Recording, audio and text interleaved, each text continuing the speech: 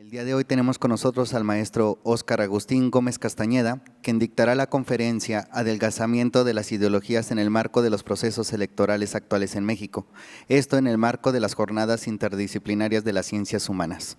Sin más, me permito leer una breve síntesis curricular del maestro Óscar. Es maestro en Ciencia Política por la Universidad de Guadalajara, así como estudiante del programa de doctorado en Ciencia Política del CU Ciénega de la UDG. Es coordinador general de la Dirección de Juventudes del Estado de Jalisco y actual secretario de Registro del Colegio Estatal de Estudios Políticos y Gobierno. Tiene experiencia en la docencia en el área de Ciencias Sociales dentro de la Universidad de Guadalajara desde la educación media superior hasta el posgrado en asignaturas como democracia, procesos electorales, políticas públicas, sistemas políticos, transparencia y rendición de cuentas. Ha participado en diversos foros, seminarios y conferencias con diversas temáticas que atañen al Estado, la política, ideologías políticas y los sistemas políticos. Sin más, le cedo la palabra, maestro, para que comencemos con la ponencia. Sí, muchas gracias por la presentación, por la invitación. Agradezco su presencia, también creo que se va a transmitir en línea, entonces un saludo para todos aquellos que nos vean independientemente del espacio temporal donde estén, ¿no? Aparte de agradecer, les traigo aquí un tema que a veces no es tan popular, ¿no? en la sociedad, sobre todo cuando hablamos política. Hay una asociación negativa y casi no todos se quieren inmiscuir en ello, ¿no? ¿Por qué? Porque tiene que ver con una cuestión ideológica que se ha incrustado en nuestro pensamiento y nos dicen, incluso social, ¿no? Nos dicen pues que no se habla ni de política ni de religión, ¿no? Y nos acostumbran a hablar de otra cosa, menos de política y religión, y bueno, por lo menos política es algo que nos debería incumbir a todos en este sistema democrático en el que vivimos. Bueno, yo les traigo el tema de las ideologías, ¿no? La ciencia política, por ahí tuvieron a bien algunos académicos, algunos referentes de la ciencia como Norberto Bobbio y Gianfranco Pasquino, de crear un diccionario de lo político, porque a pesar de que son conceptos con los que platicamos cotidianamente, no hay una definición muy clara al respecto, ¿no? Entonces, cuando hablamos por ejemplo, de la palabra misma política, en Estados Unidos, cuando vemos los académicos de por allá, tienen tres conceptos para lo que nosotros nomás tenemos una palabra, ¿no? Entonces se vuelve un poco complejo el entendimiento alrededor de ello. Con la ideología pasa algo más o menos similar. ¿Dónde surge este concepto? Surge en Francia. Hay un un filósofo llamado Destutt de Tracy, no sé si se pronuncia así porque es en francés, pero este sujeto, en vísperas de la Revolución Francesa, él pretendía crear una disciplina, ¿no?, que tenía que ver con la ciencia de las ideas. Y ahí es donde surge por primera vez la palabra ideología, pero no agarra una concepción más o menos como la que tenemos, sino hasta que llega Carlos Marx. Marx le da, es el pionero del concepto, y le da como una connotación negativa al asumirlo como una falsa conciencia. Para Marx, la ideología era ese instrumento que utilizaban los grupos de poder para oprimir a los demás, ¿no? De alguna forma era como la clase dominante creaba todo un espectro de ideas para que los demás las creyeran, ¿no? Y bueno, ya posteriormente Anthony Downs, en una teoría de la economía política, él le da otro concepto a la ideología como la imagen verbal de la sociedad buena y el principal medio para concebirla, ¿no? No significan lo mismo, hay dos conceptos y aquí viene lo interesante, ¿no? Este sujeto ahí le gusta mucho a Conrado, ¿no? Slavoj Žižek. Él nos dice todo lo que puede significar la palabra ideología, ¿no? Puede designar cualquier cosa, desde una actitud contemplativa que desconoce su dependencia de la realidad social, hasta un conjunto de creencias orientadas a la acción desde un medio indispensable en el que los individuos viven sus relaciones con una estructura social, hasta las ideas falsas que legitiman a un poder político dominante, ¿no? O sea, significa todo. Estos dos significados vamos a tener, según Bobbio, en el diccionario de la política, un concepto débil y un concepto fuerte, ¿no? El concepto fuerte es el de Marx, ¿no?, el que tiene que ver con esta falsa conciencia. Y entonces podemos entender desde Marx, cuando hablamos de ideología, ¿no?, que incluso la democracia, no me dejará mentir Conrado, podría ser una ideología, ¿no?, un conjunto de ideas que impone una élite para que los demás se sometan, justamente a eso. No es el concepto que vamos a acuñar para esta plática, porque nosotros tenemos el significado débil, el que está más asociado con Anthony Downs y que tiene que ver con la cosmovisión que tienen ciertos grupos sociales dentro de la sociedad, ¿no? Ciertos grupos sociales que después se pueden transmitir, bueno, se pueden transpolar en partidos, ¿no? Que defienden una agenda y que tienen que ver con esa idea que ellos tienen de lo que del deber ser del gobierno y entonces del deber ser del Estado, ¿no? Y ellos van a luchar por el poder para poder imponer una agenda que se asemeje a su sistema de creencias.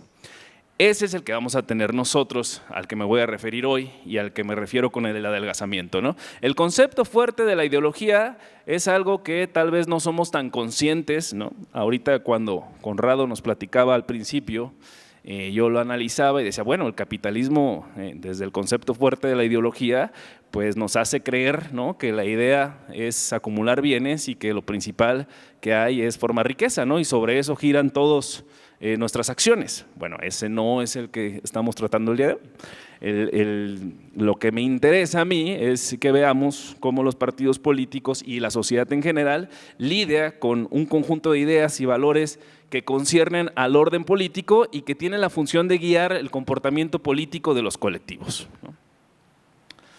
¿Qué no es ideología? Giovanni Sartori, un académico italiano conservador, nos dice que lo contrario a la ideología es el pragmatismo, ¿no? O sea, que los sistemas de creencias ideológicas tienen una característica que tiene que ver con una cuestión cognitiva que depende de la mentalidad dogmática y con una cuestión doctrinaria, ¿no?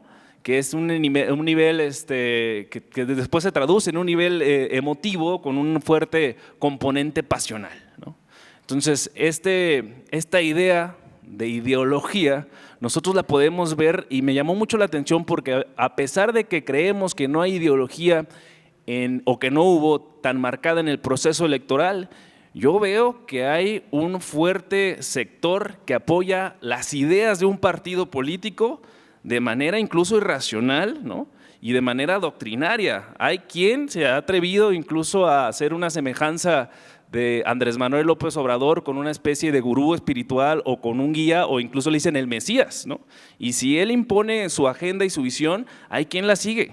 Y puede estar en una cuestión contraria y todos vemos que no es racional, pero la gente va a decir, eso tiene la razón, ¿no?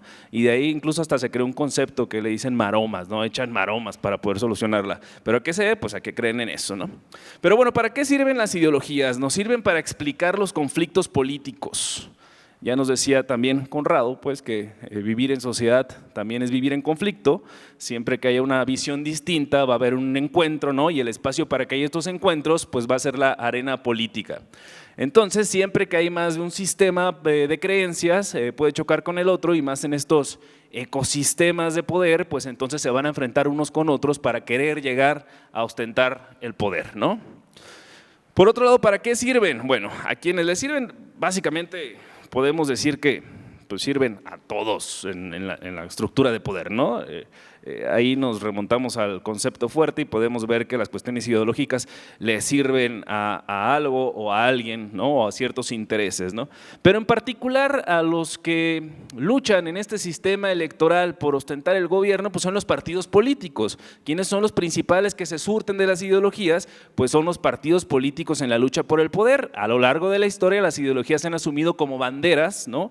Banderas con las cuales unos se distinguen de los otros, ¿no? Y cada uno va a buscar, pues a final de cuentas, maximizar sus resultados, ¿no? Dentro de un mismo electorado. Estamos hablando de democracias liberales con las características que tiene el Estado mexicano, si recordamos al título de esta conferencia, ¿no? Y entonces, ¿para qué nos sirven? Nos ayudan para crear la tensión y las diferencias entre partidos. Y entonces a partir de esto le ahorran el costo de informarse a los electores. Esto es un supuesto porque justamente lo que estamos viviendo, gracias a las tecnologías de la información y gracias a la cultura política que tenemos en México, es que hay una especie de mimetismo, ¿no? Originalmente, cuando De Tracy creó el concepto, o se le ocurrió el concepto de la ciencia de las ideas, a la par venía algo que iba a tener el impacto actual cuando hablamos de este tema, ¿no? Y son las izquierdas y las derechas. ¿Qué es izquierda y qué es derecha? Me llama mucho la atención esto, porque incluso hay políticos, que no voy a decir su nombre, pero que siguen sin entender muy claramente qué significa esto, ¿no? Hay quien cree que la derecha es el que gobierna y la izquierda es la oposición, ¿no? Y entonces cuando gana la oposición se convierte en derecha, ¿no? Evidentemente no pasa así. Y no pasa nada si nosotros no lo sabemos, pero que un político que está ostentando un cargo no tenga el entendimiento de eso quiere decir que no conoce el área donde se está desempeñando, y eso ya me resulta preocupante. La izquierda y la derecha se utilizan ampliamente cuando nos referimos en términos políticos a justamente estos puntos polares que hay, ¿no? Y al centro pues está parte de los dos o parte de la nada, ¿no? Decía Monedero que a los de centro no los fusilan. ¿Por qué salen esto? Porque a la derecha se supone que en aquella Francia de aquel momento, a la derecha se sentaban los reaccionarios, los que querían que las cosas se conservaran, de ahí viene la palabra conservadores, ¿no? A la derecha del rey se sentaba el primer y segundo estado, que era la nobleza y el clero, que eran a los que les convenía el régimen como estaba y no lo querían cambiar, ¿no? Al lado izquierdo estaban los progresistas, esta clase burguesa creciente, que querían más libertades y que querían cambiar el sistema que no le convenía. Desde ahí hasta la actualidad es como definimos más claramente las ideologías, sin embargo es algo muchísimo más complejo, ¿no? Digamos que ya en términos llanos, ¿no? Los izquierdistas van a apostar por la igualdad y son optimistas para la posibilidad de conseguirla, mientras que los derechistas suelen rechazar la igualdad como indeseable o imposible de lograr, ¿no? Y esto está estrechamente relacionado con las diferentes actitudes hacia la economía y en particular hacia la riqueza. Y cuando digo que esto se vuelve complejo es porque todos hemos conocido una persona que dice que es ¿cómo? Derecho en lo económico, no, conservador, no sé qué me está diciendo. Exacto, ¿no? El PAN. Y dices, esto está bueno, es complejo, ¿no? Y es porque se había una escala lineal, ¿no? Cuando nosotros queremos definir el impacto que tiene la ideología en el Estado mexicano es muy complejo, ¿no? Porque los modelos que investigan esto, los modelos académicos, hay uno que se llama modelo de identificación ideológica y supone un axioma donde el ciudadano sabe de qué lado es, si es de izquierda o derecha, ¿no? Supone que el ciudadano ya sabe dónde posicionarse y tú le dices en el modelo de identificación ideológica de qué eres, izquierda o derecha, derecha, izquierda. En sociedades como la mexicana no funciona tanto, donde sí funciona en Europa hay una cultura política que en algunos espacios sí les da para decir yo voy con esta agenda, yo voy con esta otra agenda. Aquí en la agenda latinoamericana tal vez, no en todos lados, creo que Uruguay tiene una cultura política un poco más avanzada, no es tan así, ¿no? Pero bueno, vámonos a ir a esta escala lineal para entender cómo suponen que está el esquema de partidos aquí en el Estado mexicano. Me encontré una gráfica que me llamó mucho la atención, que es de Roy Campos. Roy Campos es un encuestador, es el dueño de Mitofsky, y él hizo un intento ahí con una fórmula justamente que tiene que ver con la teoría espacial del voto, de dónde se identificaba cada partido político. Obviamente lo hizo en las vísperas cuando existía el PANAL, ¿no? Pero él decía que el partido mexicano que está más a la derecha es el PAN. Obviamente en una cuestión histórica del PAN nos podemos dar cuenta del por qué. El PAN, digamos, espero no ofender a ningún panista ni nada por el estilo, ¿no? Pero el PAN tiene que ver con las raíces, con salvaguardar los intereses del clero católico y de los terratenientes anarquistas de cierta zona que lo fundaron para protegerse contra la embestida que tenía los revolucionarios que ganaron, ¿no? Contra los callistas que iban con todo y entonces dijeron vamos a proteger nuestros intereses fundando el PAN, si mal no recuerdo, por ahí del 39, ¿no? Por el otro lado, si buscamos ahí el PRI ya está un poquito más hacia la derecha. Obviamente se refieren al PRI de la actualidad, al PRI peñanietista, neoliberal, ¿no? Pero el PRI básicamente ha estado en todos lados, ha recorrido toda esa línea, ¿no?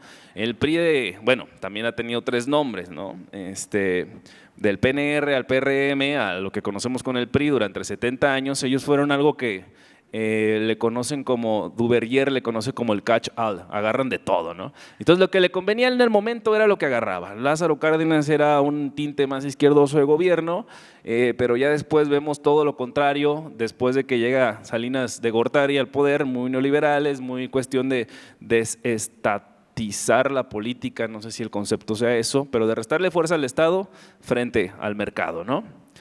Y por ahí vemos el PT, que siempre se ha distinguido, ¿no? Un partido de izquierda, pero ahí está el PRD, me parece muy curioso. ¿Qué es un PRD? ¿No? Dice el chiste que ni la mamá del PRD vota por el PRD.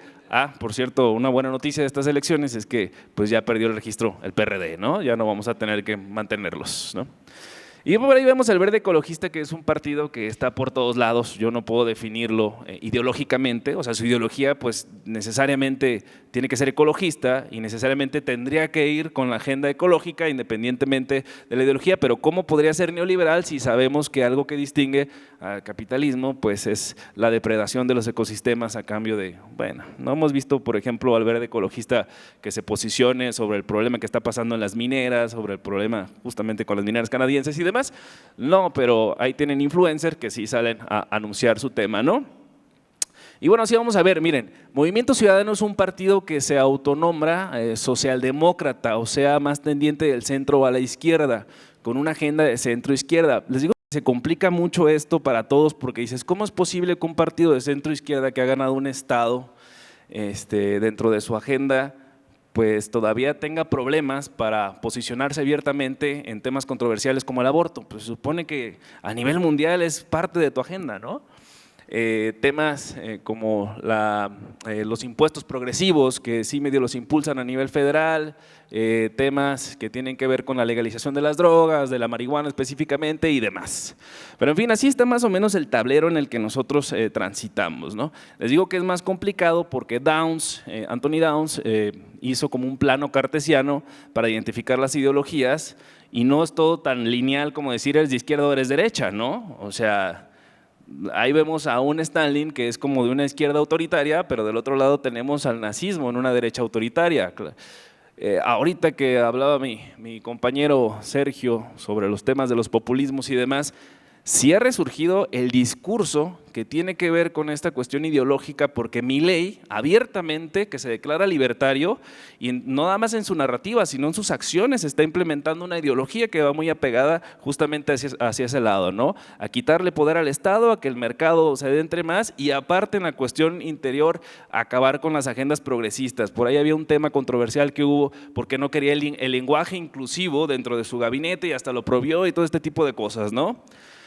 Por el otro lado vemos ahí en la izquierda, ¿no? La izquierda también tiene sus cosas no tan buenas, ¿no? Por ahí Ortega es un líder de izquierda que pues se distingue por cuestiones nepotistas y por otro tipo de cuestiones. Y en fin, podemos posicionar cada político de Latinoamérica en un punto ahí y vamos a darnos cuenta que pues no hay como el ideal ni todos son iguales, ¿no? O sea, no podemos meterlos a todos en una misma caja, ¿no?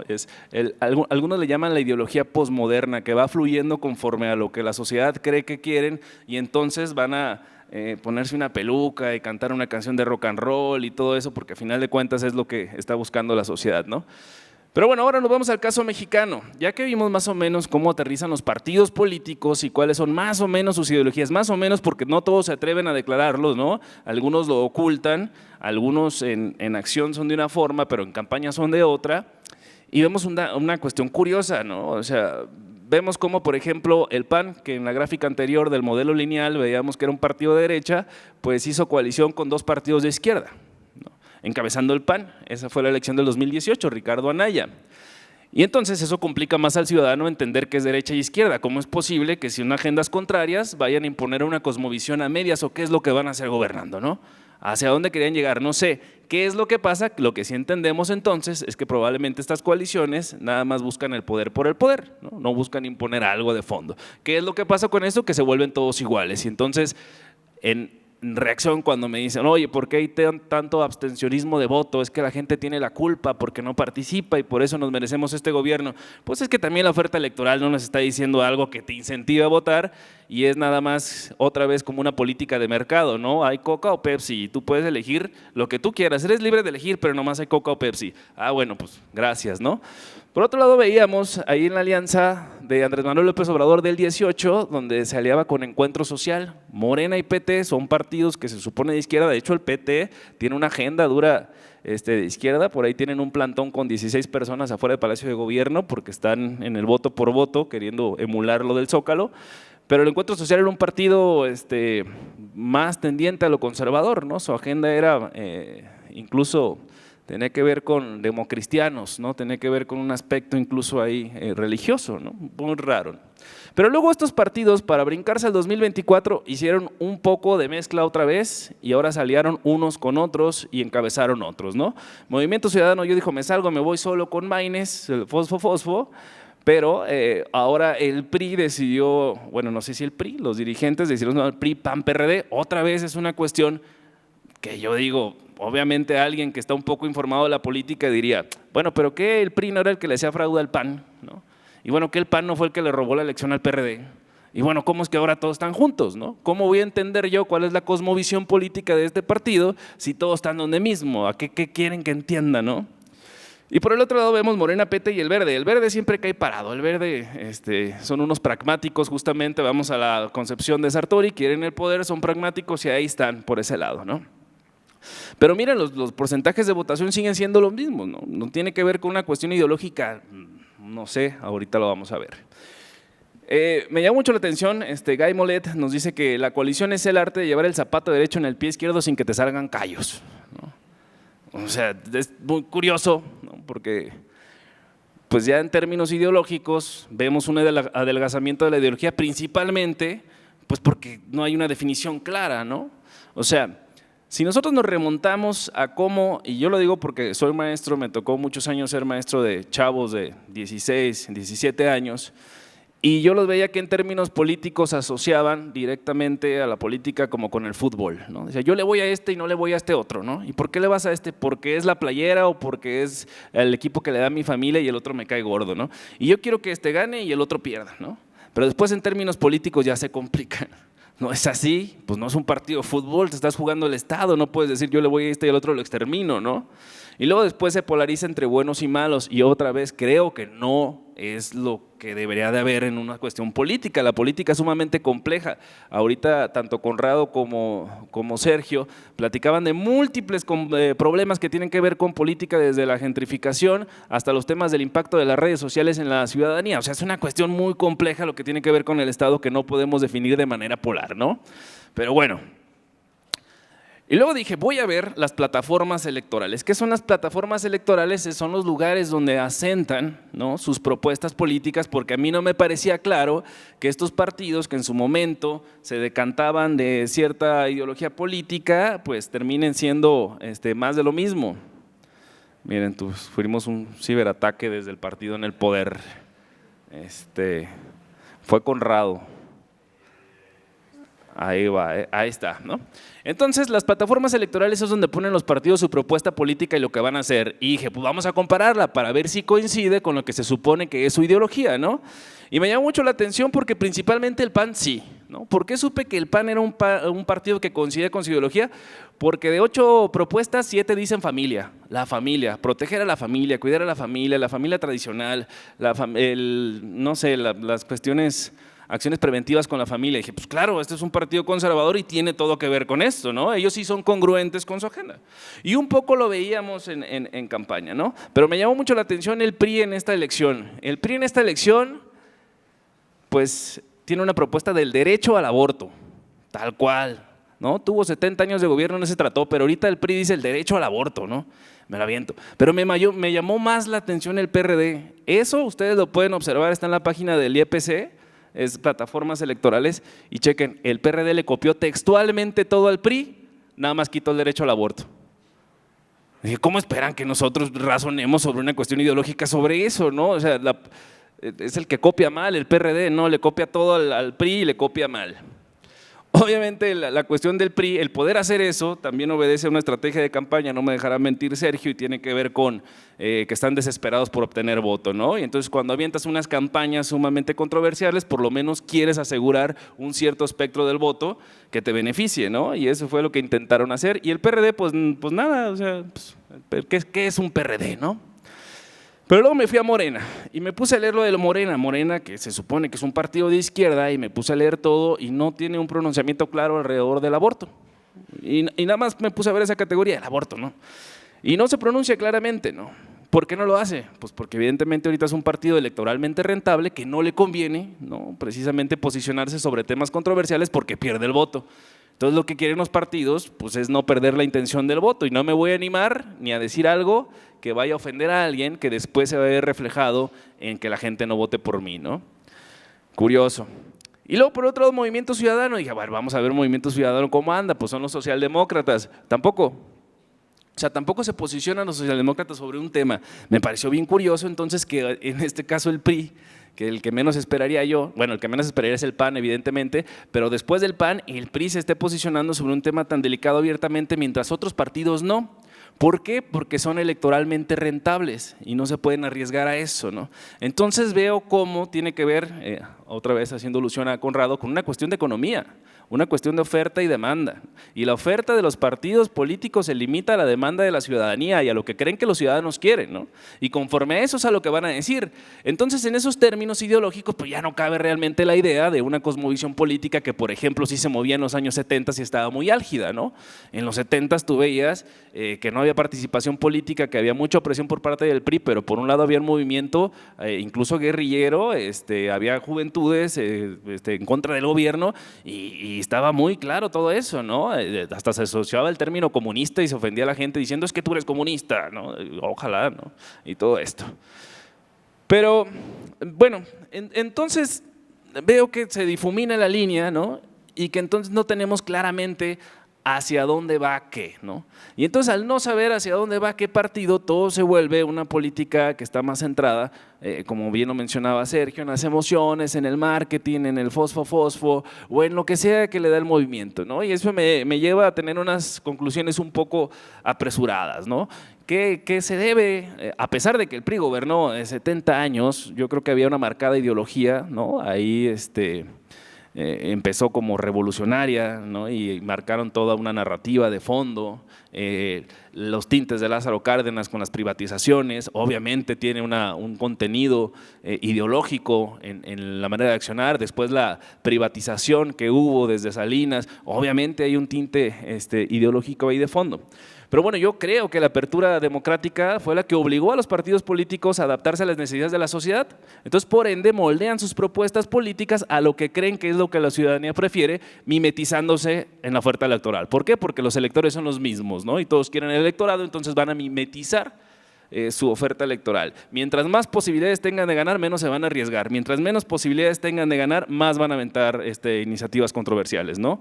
Si ustedes se meten, por ejemplo, a ver la plataforma electoral de un partido local aquí en Jalisco que se llama Hagamos, van a ver que la agenda de Hagamos en materia de violencia de género está muy buena y está abierta y dura, aborto libre, legal y gratuito, tal cual lo dicen con todas sus palabras. Ningún otro partido se anima a decirlo, ¿no?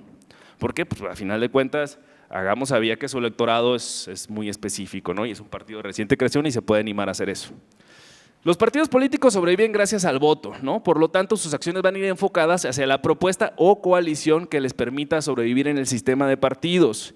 De ahí que algunos asumen posturas radicales que les garanticen el umbral de votación y los que tienen más oportunidades de ganar no se posicionan sobre temáticas controversiales, como se los venía diciendo. Aquí también observé mientras hacía esto un fenómeno curioso.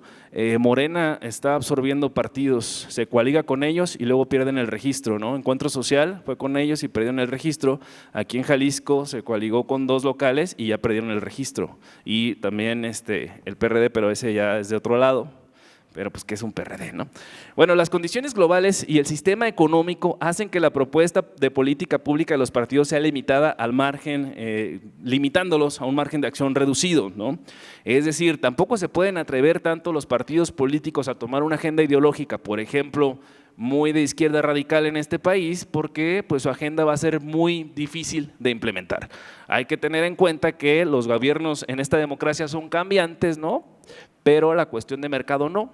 O sea, tenemos empresas transnacionales que tuvieron mucho tiempo para reforzarse, que tienen un gran interés dentro de los estados y que incluso tienen una capacidad de chantaje sobre los estados. Es decir, si no haces lo que quiero, yo me voy, ¿no? Sobre eso, las intenciones pueden ser buenas, perdón, Conrado, por robarte la frase, las intenciones son buenas, pero pues no son todo lo que vale, ¿no? También los partidos buscan evidentemente maximizar el número de votos porque gracias a eso subsisten, aquí en Jalisco gracias a eso obtienen sus presupuestos y entonces como se enfrentan a los mismos electores pues van a tener no tantas digamos choques ideológicos entre ellos, ¿no? pero sí narrativos. Es muy curioso porque en la cuestión de la polarización me llama mucho la atención cómo Andrés Manuel López Obrador sí acusa a los conservadores y sí acusa al PRIAN, ¿no? Pero en la acción no tanto. Es decir, en la narrativa él se centra primero los pobres, se centra en una agenda, ¿no? Pero en la acción no tanto. Les voy a dar un dato: todos los gobiernos de izquierda en Latinoamérica, en cuanto llegan, lo primero que hacen es una reforma fiscal. Las reformas fiscales tienen que ver con impuestos progresivos y todo esto, y la agenda de Andrés Manuel cuando llegó no va tan enfocada a eso. O sea, es una cuestión más light, digamos, una izquierda moderada, no sé cómo llamarle, ¿no? Bueno, evidentemente las coaliciones electorales van a difuminar las brechas ideológicas entre los partidos, y esto provoca que los partidos en otrora rivales terminen siendo coaligados. ¿Por qué? Porque quieren votos y buscan el poder, ¿no? O sea, el PRD se debió de haber extinguido hace, creo que más de un sexenio, pero seguía sobreviviendo gracias a la capacidad que tenía de coaligarse, ¿no? El PT, yo desde que me acuerdo, ¿no?, siempre ha ido en coalición, siempre ha compartido con el Verde Ecologista, también creo que siempre ha estado en lo mismo, ¿no? Movimiento Ciudadano apenas es la primera vez, bueno, si lo contamos desde que existía Convergencia, desde los 90 hasta la actualidad, apenas es la primera vez que avientan un candidato. Bueno, creo que Patricia Mercado salió como… No, ¿verdad? No recuerdo. Bueno, aquí hay algo interesante. En la experiencia mexicana, a diferencia del modelo de identificación ideológica propuesto por la Escuela de Michigan, aplicado en Europa, donde el elector se identifica en un polo, en nuestro país resulta más complejo por temas relacionados con los políticos y su electorado, ¿no? ¿Qué pasa en México? ¿Qué sí influye para que la gente vote? Principalmente el personalismo, ¿no? Hay una política interesante que obedece como al caudillaje, ¿no? Al político caudillo. Y entonces estos políticos son figuras fuertes que luego arrastran movimientos detrás de ellos, ¿no? El fenómeno de Andrés Manuel López Obrador, el fenómeno de Enrique Alfaro, ¿no? Y que entonces crean estructuras políticas detrás, pero son más la persona que el contenido que hay, ¿no?, de fondo. El corporativismo evidentemente es algo que, y el clientelismo es algo que ha estado presente pues desde que la maquinaria del PRI se consolidó, ¿no? De hecho, creo que desde Lázaro Cárdenas ya se viene fortaleciendo este esquema. Pero en fin, y concluyo que la cultura política de la ciudadanía quizá en términos generales no se puede definir en un polo ideológico, ¿no? Sin embargo, en sus necesidades, expresiones y acciones políticas sí se ve inclinado hacia dónde van sus preferencias, ¿no? Y yo les concluyo con esta pregunta: ¿siguen vigentes las ideologías? Mi respuesta es sí. Es decir, si bien el ciudadano no sabe identificarse si es de izquierda o de derecha, sus necesidades sí lo llevan a eso. Porque vamos a ver este mapa que está de fondo y ustedes ven lo más oscuro tiene que ver con la votación que hubo hacia Claudia Sheinbaum en zona metropolitana, que es Tlaquepaque y Tonalá. Y la parte azul tiene que ver con Guadalajara y Zapopan, ¿no? O sea, digamos que es una cuestión polarizada más o menos de cómo se da, pero tiene que ver con los intereses y con la forma en que vive la ciudadanía en esos espacios. Es decir, vemos que la desigualdad es más marcada en municipios como Tonalá o Tlaquepaque, y el estilo de vida pues es un poco, digamos, económicamente más… más holgado en las partes de Zapopan, ¿no? Sí, ¿no? Y sí tiene vigencia y viene desde hace mucho tiempo, ¿no? La calzada para allá y la calzada para acá. Y luego yo comentaba con algunos compañeros que dicen, no, es que no tiene que ver la cuestión ideológica y demás. Y digo, bueno, entonces, ¿dónde aprendió la persona que puede decir que el otro vale menos que él porque no tuvo la educación que él tuvo, ¿no? Y dicen, es que por ese partido votan los tal, votan los que no tienen educación, votan los que no son tal cosa, ¿no? Y por este partido votamos los nice. Pues eso, ¿a qué obedece, no? Incluso veía algo muy curioso: hubo una guerra sucia en el Distrito 8, donde repartían panfletos de una candidata que se supone socialdemócrata que decía está a favor del aborto. Yo cuando lo vi dije, pues claro, es socialdemócrata, está a favor del aborto. No, era guerra sucia. O sea, el otro candidato lo aventó para que no votaran por ella. ¿Por qué? Porque el electorado es muy conservador. Entonces el electorado no sabe por qué qué está pasando ahí, ¿no? Qué difícil y qué complejo entender ese tipo de relaciones, ¿no? Y eso es todo lo que traigo por hoy. Aquí algunos de los autores que cité, que les recomiendo, sobre todo, sí sé que es muy interesante. Él cuando nos habla del aspecto rudo del concepto de ideología, por ahí un video que se llama Ideología y se lo recomiendo. Él se encuentra unos lentes y cuando se pone los lentes empieza a ver lo que las cosas realmente son, ¿no? Una cosa es lo que te venden que es y otra cosa es lo que realmente son las cosas, ¿no? Y luego llegué a un esbozo de luz y dije, con razón el alcoholismo y el tabaquismo llevan el sufijo ismo, sistema de pensamiento, ¿no? ¿Qué se crea alrededor del tabaquismo y del alcoholismo? Pues que te da estatus, que te da poderes, que no sé cuánta cosa, ¿no? Pero al final de cuentas es una mentira porque nada más te están haciendo adicto a un producto, ¿no? Y dije, bueno, ¿cuántas cosas no aplicarán así y que nosotros vemos como normales, pero que son producto de una imposición ideológica, de un sistema de creencias e ideas sobre las cuales nosotros hemos crecido? Por mi parte es cuanto. Muchas gracias a todos y todas. Pues bueno, chicos, empezamos con la ronda de preguntas, así que aprovechen. Bueno, yo quisiera preguntarte, bueno, en el caso de aquí de Jalisco y del partido Futuro, por ejemplo, que encabeza Pedro Kumamoto, Pedro cuando se lanzó como independiente pues tuvo un gran auge, un gran éxito y fue muy mediático, ¿no? Posteriormente cuando pierde vamos a decir, la carrera hacia la senaduría, con Juanita Delgado también que iba con él, se quedan muy cerca, pero pierden contra estos partidos que justo hacen la coalición. En este proceso electoral, pues ellos buscaron irse en coalición. La ocasión anterior que se habían constituido, bueno, cuando se constituyeron por primera vez, no fueron en coalición. Y creo que ahora, yo vi el número de votos que obtuvieron el Estado y la verdad fue tristísimo, pero creo que la sociedad ya no se identifica con esa quizás ideología que tenía o que se asociaba a Pedro en un breve momento como independentista, ¿no? Pues yo te preguntaría, ahí ¿qué pasó? ¿Dónde queda la ideología? ¿Y por qué la gente no ha hecho clic o no hace match con este partido, ¿no? Como Futuro. Y en el caso de Hagamos, también mi percepción es que creo yo que también debieron haberse ido solos, porque creo que también este costo, creo que lejos de beneficiarles, les perjudicó a tal punto que en estos dos partidos creo que van a perder el registro, tanto Futuro como Hagamos. Creo que les hubiera convenido irse solos, ¿no? Y en el tema de esto de ideología, pues preguntarte, que esta parte del contrapeso político, hay partidos chapulines, ¿no? El Verde es uno de ellos, el PT es otro, que creo yo que ni siquiera tendrían que existir, ¿no? El Verde ha estado con el PAN, se va con el PRI, con Peña Nieto, y ahora con Morena, y tú dices, ¿y la ideología? O sea, ¿dónde están los principios? Y luego vemos en el gráfico que, bueno, si eres de derecha y te vas al otro lado, pues entonces eres una veleta, ¿no? Nada más te mueves al ton o el son que te toque, ¿no? Es el tipo de partidos por los cuales yo nunca votaría, porque no hay una ideología, ¿no? Yo identifico que son partidos parásitos, ¿no? Que viven de la política. No me parece que hagan una política, bueno, si pudiéramos hablar de política, que sea, ¿cómo decirlo? Que te inspire a confiar en ellos, pues, o sea, ¿cómo confías en alguien que cambia de opinión cada 3 o 6 años, ¿no? Que cambia de bando, ¿no? La ideología, ¿dónde quedó, pues? Y bueno, pues justamente es esta la reflexión que yo hago. No sé, ¿qué puedes comentar al respecto? Gracias. Muchas gracias, doctor. Sí, no, tengo muchas cosas que decir. Deje usted los partidos, los políticos chapulines, ¿no? Que salen en tribuna ofendiendo a Morena y en esta campaña ves a un sujeto que le salió muy caro ahí diciendo, no, yo siempre fui de este color. Pues ¿a quién quieres engañar si la Diana sabe? Hay algo muy interesante en la ciudadanía y que se ve en Jalisco y es el voto diferenciado, ¿no? Me llamó mucho la atención, ¿no? Pero al final de cuentas, yo veo que, por ejemplo, no hay nadie que esté en contra de los programas sociales porque vi que en la oposición, o sea, en este duelo que había entre los dos candidatos más fuertes en Jalisco, ¿no? Una decía, es que él quiere quitar los programas sociales y el otro decía, no los vamos a quitar, ¿no? Entonces, esa es una política que tiene que ver con cuestiones de izquierda necesariamente, ¿no?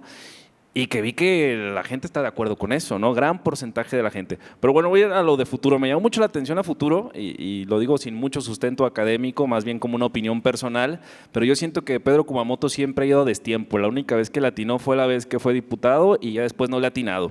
Porque en el 2018, si hubiera hecho su partido en ese entonces, hubiera sido la segunda fuerza política de Jalisco, le hubiera ido muy bien, ¿no? Pero no le atinó.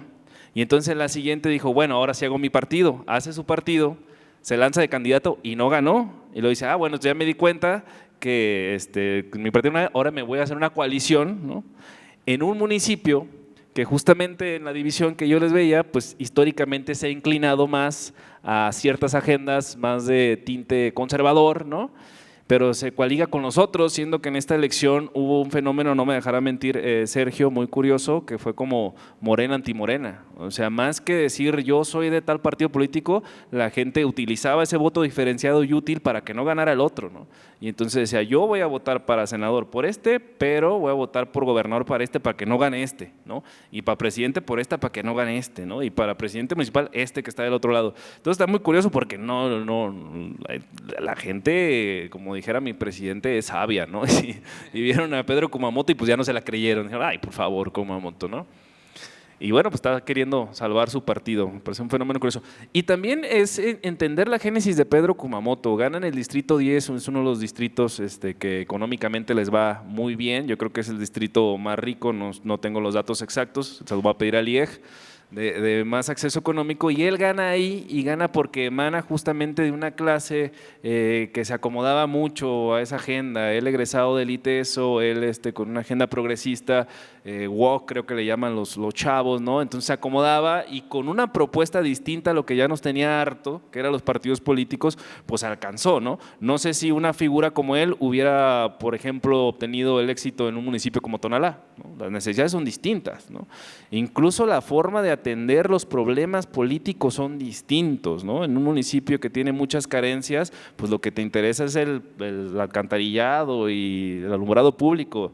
En un municipio que tiene todos los servicios, pues te das el tiempo de ver las agendas y decir, mira, Pedro Kumamoto trae algo chido y algo nuevo, ¿no? No sé, eso sería digno de un estudio, ¿no? Y en el caso de Hagamos, a mí también me pareció muy interesante lo que hicieron, ¿no? En un principio dije, pues es una jugada maestra, pero después dije, quizá no tanto, ¿no? Ya cuando vi qué pasaba, pues que evidentemente emana del grupo político de la Universidad de Guadalajara, que históricamente, bajo la figura de Raúl Padilla, un gran político, muy buen estratega, pues ganaba todas. O sea, él siempre tenía presencia en el Congreso y siempre les ganaba por todos lados. Su fuerza real terminó exhibiéndose cuando creó un partido político que fue Hagamos y que ya vimos en las elecciones el porcentaje que representaba. Y entonces, de ser muy rentable en ocasiones o de venderse muy caro, terminé diciendo, pues entonces, ¿qué está pasando aquí, no? Y creo que no fue una jugada acertada ya después, ¿no? Y sobre todo, de querer seguir en esa lógica, de generar una coalición y querer llegar a esto cuando creo que no lo necesitaban, ¿no? Creo que los acuerdos políticos podrían seguir saliendo sin necesidad de que hubieran exhibido su maquinaria electoral con el partido Hagamos, y creo que le pudieran haber sacado muchos mayores dividendos aliándose al partido en el poder, como en otros tiempos se hacía, ¿no? Y si querían su partido, pues ya tenían el PRD, no sé qué pasó ahí, pero así son las cosas, ¿no? Y por otro lado, lo de los partidos satélite también es un problema que tenemos en este sistema de partidos, pero atenta incluso contra la democracia el querer subir el umbral para que tengan el porcentaje para hacer partidos. O sea, hay muchos que dijéramos, ya fue el PT, ¿no? ¿Por qué le estamos dando tantos millones? Ya fue, afortunadamente el PRD ahora sí ya fue, pero le invertimos mucho dinero a los partidos políticos, pero en cuestiones democráticas, pues son una expresión de parte de la sociedad que tiene una agenda política que se le tiene que respaldar, ¿no? Y creo que sí deja mucho que desear porque, vuelvo al PT, o sea, ¿qué aporta realmente, no? El PT va a tener la presencia de 2 diputados en este próximo Congreso, ¿no? Evidentemente están aliados a Morena, y yo veo que más bien los utilizan justamente, incluso en la génesis del PT está ahí, es un secreto a voces, no estoy muy seguro, pero dicen que el PT surge por petición de Carlos Salinas de Gortari para hacerle un contrapeso al PRD con la agenda de la izquierda, ¿no? Pero que originalmente nació con esa idea de ser un partido satélite. Y ahora veo que un poquito del PT también tiene que ver con que las cláusulas de representación no permitan que los partidos superganadores tengan una tal cantidad de diputados, y lo que hacen para asegurar la mayoría es registrar otra cantidad de diputados por otro partido, y entonces así aseguras la mayoría que requieres en la Cámara sin necesidad de que te exijan la cláusula de representatividad, no me recuerdo cómo se llama, cláusula, sí, creo que es de representatividad, ¿no? Y bueno, no es fácil generar un partido y mantenerlo, pero también creo que el sistema de partidos en México se va a reconfigurar, creo que ya va a ser distinto, creo que estamos viendo, a pesar de que había 7 partidos políticos, vimos un esquema más tendiente al tripartidismo, fueron 3 fuerzas políticas, esta es una opinión muy personal, yo creo que el PAN salvó al PRI, ¿no? Y bueno, ya no pudo salvar al PRD, ¿no? Y creo que también Morena carga con todos los demás, o sea, Morena pudo haber ganado sin sus aliados, la misma votos se hubieran sacado, les ayudaron. ¿Qué genera esto? Que estos que llegan a la representación tengan una deuda justamente con quién, pues con les digo, la cuestión personalista del poder. Lo que voy a decir tal vez no sea tan, no sé si correcto o tal vez sea controversial, pero yo alcanzo a ver que el poder de Morena tiene nombre y apellido, ¿no? Andrés Manuel López Obrador. Y alcanzo a entender que Claudia Sheinbaum ganó con el aparato político de Andrés Manuel López Obrador, pero entonces alcanzo a entender o a ver un poco que quienes llegan al poder no se la deben tanto a Claudia Sheinbaum como sí se la deben a Andrés Manuel López Obrador. Entonces creo que va a ser una presidenta sin tanta fuerza en medida que quiera o no meterse Andrés Manuel, ¿no? Es decir, si Andrés Manuel decide hacer su maximato y meterse, pues ¿quién se lo va a impedir, ¿no? A final de cuentas, él creó toda esa estructura y toda esa estructura de alguna forma le responde, ¿no? Yo les decía que hicieran el ejercicio reflexivo, ¿qué hubiera pasado si una semana antes de la elección Andrés Manuel hubiera dicho, ya no voy con Sheinbaum, ahora voy con Xóchitl, ahora voy con Maínez? ¿Qué creen ustedes? ¿No? Probablemente les hubiera ido bien, no sé, eso es lo que opino. Muchas gracias, doctor. Bueno, yo también tenía una pregunta por ahí. Antes que nada, pues muchas felicidades por tu exposición, estuvo muy lúcida, muy interesante. Desde que apareció este fenómeno en México de las candidaturas independientes, yo siempre lo tomé como una expresión más del pragmatismo, ¿no? O sea, tan es así que… Pero creo que incluso hasta un pragmatismo mal encausado, porque pues pocas candidaturas independientes desde que aparecieron han sido realmente exitosas. Tal vez el caso más famoso fue el Bronco y ya vimos en qué terminó, ¿no? Terminó sus últimos días, pues lo que quería era ser gamer y transmitir sus partidas en vivo y ahora está en prisión, ¿no? Entonces, no sé qué opinas tú sobre esta idea. ¿Es realmente son realmente las candidaturas independientes una opción más? Digo, obviamente no se puede generalizar, pero ¿es una opción más ideológica o solamente es una expresión pragmática? Sí, fíjate que yo sí me he metido un poquillo al tema, sobre todo con el doctor Javier Hurtado. El doctor Javier Hurtado no les llama candidaturas independientes, les llama candidaturas sin partido. ¿Por qué, doctor? O sea, ¿por qué el doctor dice eso, no? Pues es que realmente ser un candidato independiente no es fácil, es un proceso muy largo, costoso y que involucra, como en toda movilización de estructura política, mucho dinero. Entonces, ¿qué pasaba? Que no eran tan independientes porque al final de cuentas estaban condicionados a ciertos grupos de interés, ¿no? Y entonces sí decías, mira, ese es el candidato independiente, pero resulta que a la hora de la hora pues no era tan independiente, ¿no? Sino que estaba limitado, por ejemplo, a los grupos fuertes económicos de Nuevo León, ¿no? O el de aquí en Jalisco, no sé quiénes estaban. Evidentemente debería de haber, bueno, no debería, había o sabemos que hay eso, ¿no? Incluso vimos cómo utilizaban los candidatos independientes para intentar restarle voto a otros candidatos. Eso es muy común, es una estrategia política. En Nuevo León lo intentaron con Mariana y aventaron un candidato independiente que su historia estaba muy chida, el storytelling se lo crearon y él decía pues que habían desaparecido su papá y que el culpable había sido Adrián de la Garza, porque Adrián de la Garza estaba en funciones cuando pasó eso, y la intención era esa, él sabía que no iba a ganar y todo, pero la logró y era como este tipo de cosas. Entonces creo que es como el Rey Midas, pero al revés, ¿no? Agarramos ideas chidas, pero las convertimos muy malas. Y también vemos otros ejemplos que me hubiera gustado que si hubieran alcanzado la independencia, como la candidata del EZLN, que intentó su registro en el 2018 para contender, y vimos también cómo deja mucho que desear el sistema electoral, porque evidentemente era una candidata indígena, ¿no? Que traía una base de apoyo indígena y les pedían que registraran las INES en celular y les pedían un montón de cosas que evidentemente no pudo completar y obviamente se quedaron ahí en el ostracismo y se perdió esa candidatura, ¿no? Y también hemos tenido ejemplos, le recuerdo Lagrimita, ¿no? O sea, nos costó mucho dinero lo de Lagrimita, tuvieron que reimprimir las boletas y pues nomás hizo el ridículo, ¿no? Ahí anduvo de payaso, ¿no? Pues sí era Lagrimita, pero también tenía un trasfondo político, ¿no? Y digo, en esencia me parece algo muy chido, me parece una oportunidad para que un ciudadano pueda salir adelante, pero ¿quién tiene la capacidad económica para movilizar y quién tiene lo llama Max Weber, el carisma para poder mover a todas estas masas para poder lograr concretar tu candidatura, ¿no? O sea, está muy complicado. Y luego vemos otras cosas que ya son en las urnas, ¿no? El día de la elección un candidato independiente, dependiendo a dónde vaya, pero es muy complicado que cubra todas las casillas electorales y que se asegure que no le hagan chanchullo, ¿no? Si en estas épocas vimos cómo ahí en una zona de Tamaulipas que había 702 boletas, las 702 boletas fueron por un solo partido político, todos los demás sacaron cero, ni los representantes de los partidos en las casillas votaron por su partido. Imagínense cómo queda expuesto una persona que no tiene esa capacidad, ¿no? Pero bueno, ahí están los partidos. Muchas gracias. ¿Qué más? Maestro, muy buenas tardes, gracias por la conferencia. La pregunta es, considerando el panorama político actual, tal como lo describe usted, ¿se están gestando acaso las bases para el surgimiento de una nueva derecha, o más bien de partidos de la derecha? Porque recuerdo hace unos días ver una entrevista en Julio Astillero, justamente a Eduardo Verástegui, este personaje que se dice que no es político, pero pues bueno, está dirigiendo un movimiento de nuevas derechas, en las que todavía él declaraba que consideraba que estos partidos, como lo es el PAN, como lo es el PRI, ya no son de derecha, o sea, no hay verdaderos partidos de derecha, y que él va a encabezar esta nueva propuesta de partido. Sí, él intentó ser independiente en esta.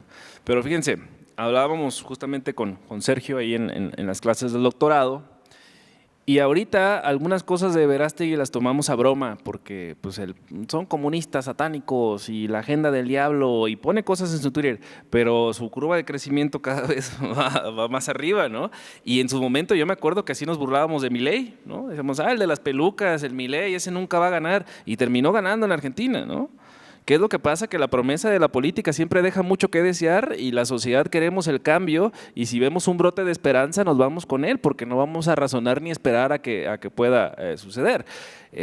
A mí yo veía a Milei con su ley de la sierra, la motosierra, aplicar la motosierra y demás. Dice, yo nunca va a ganar, es imposible que gane, es un payaso este sujeto, ¿no? Vean lo que está haciendo, se pone a perrear en la televisión, se pone a cantar canciones, pues ganó, ¿no? Ganó y lo mismo.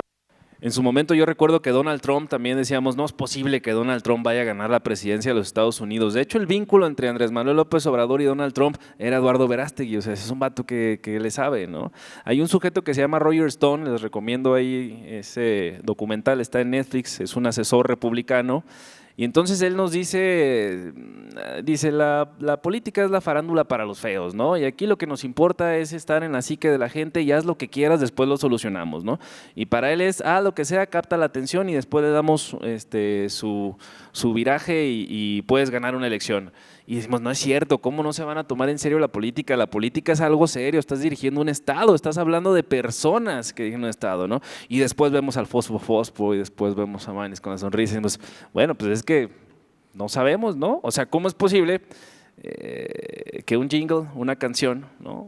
Pegajosa, pues le genere puntos porcentuales de aceptación? O sea, seguramente alguien dijo, ese de la canción está buena, voy a votar por él. Dentro de mi lógica es no seas así, pues, o sea, estás poniendo todo el futuro de todo un Estado, ¿no? El Estado requiere más que eso. Bueno, ¿alguien más?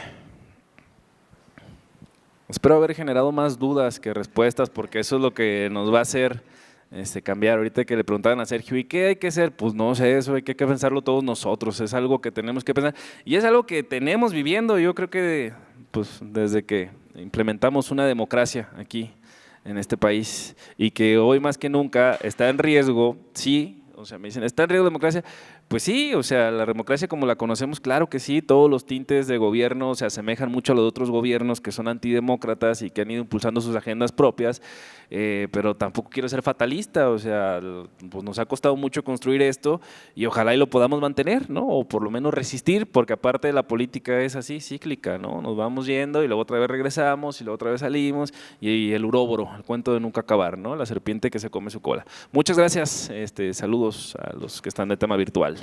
Muchas gracias. Pues bueno, para ir concluyendo me permito hacer lectura a la constancia al maestro. La Universidad de Guadalajara, Red Universitaria e Institución Benemérita de Jalisco, a través de su Centro Universitario de los Lagos, otorga la presente constancia al maestro Óscar Agustín Gómez Castañeda por su participación como ponente en la conferencia inaugural Adelgazamiento de las ideologías en el marco de los procesos electorales actuales en México, en las Jornadas Interdisciplinarias de Ciencias Humanas, llevado a cabo en la Universidad Internacional de Verano 2024. Firma la doctora Gloria Angélica Hernández Obledo, rectora del Centro Universitario de los Lagos, y la doctora Carla Padilla Martínez, secretaria académica. Muchas gracias, maestro.